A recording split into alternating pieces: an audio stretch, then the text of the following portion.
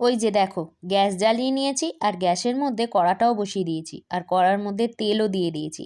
তেলটা বেশ গরম হয়ে এসছে। এরপর আমি কলা পাতায় মোড়া মাছগুলো দিয়ে দিলাম। ব্যাস, এইভাবেই আমি ভেজে নেব।